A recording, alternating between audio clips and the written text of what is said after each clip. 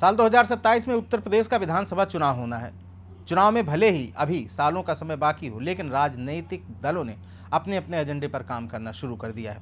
एक और मुख्य विपक्षी समाजवादी पार्टी जहां पीडीए के सहारे अपनी चुनावी नैया पार लगाने की जुगत में जुटी है, तो वहीं दूसरी ओर सत्ताधारी बीजेपी योगी आदित्यनाथ के चेहरे पर हिंदुत्व के एजेंडे को धार देने में जुट गई है। बीजेपी इस चुनाव में राम के नाम और महाकुंभ के काम पर सीएम योगी के नेतृत्व में देश के सबसे बड़े सूबे में जीत की हैट्रिक लगाना चाहती है।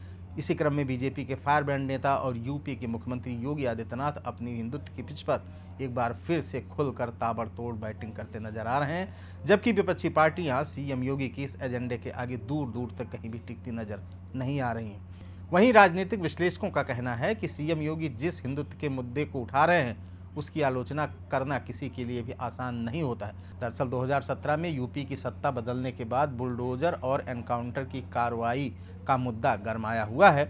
2022 चुनाव में सीएम योगी को बुलडोजर बाबा तक कह दिया गया था।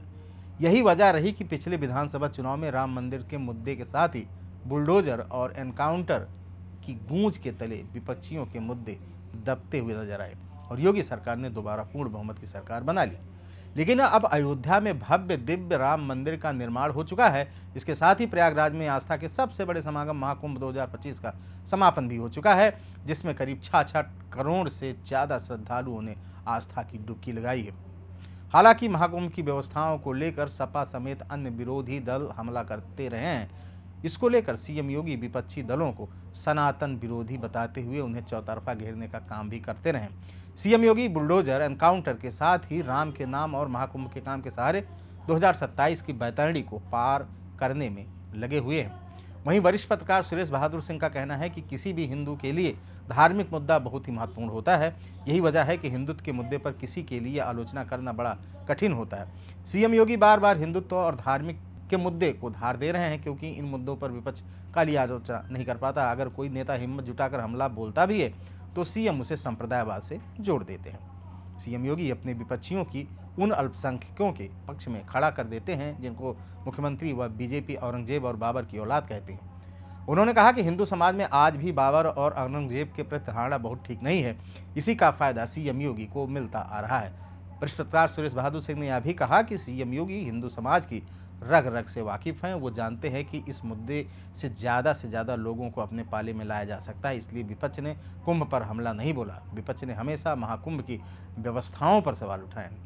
हिंदुत्व के मुद्दे उठाने से सीएम योगी की न सिर्फ हिंदुओं में लोकप्रियता बढ़ रही है, बल्कि हिंदुओं को विश्वास हो रहा है कि अकेले सीएम योगी ही हमारे धर्म की पताका लहराए हुए हैं। इन्हीं की वजह से देश विदेश में सनातन धर्म का विस्तार हो रहा है। साथ ही वरिष्ठ पत्रकार का ये भी कहना है कि बीजेपी ने 2027 के मुद्दे पर अभी से बैटिंग करना शुरू कर दिया है। सीएम योगी की भाषा और भाषण दोनों से अंदाजा लगाया जा सकता है। सीएम ने विधानसभा में विपक्ष पर कठमुल्ला बनाने का आरोप तक लगा दिया है। सीएम कठमुल्ला को उस मुस्लिम समुदाय से जोड़ रहे हैं जो कट्टरता को बढ़ावा देता है। खबर में यहीं तक। अनादि टीवी यूपी देख रहे थे आप, शुक्रिया। अगर आप इस वीडियो को YouTube पर देख रहे हैं तो चैनल को सब्सक्राइब करें और बेल आइकन दबाना ना भूलें। अगर Facebook पर देख रहे हैं तो चैनल को लाइक करें।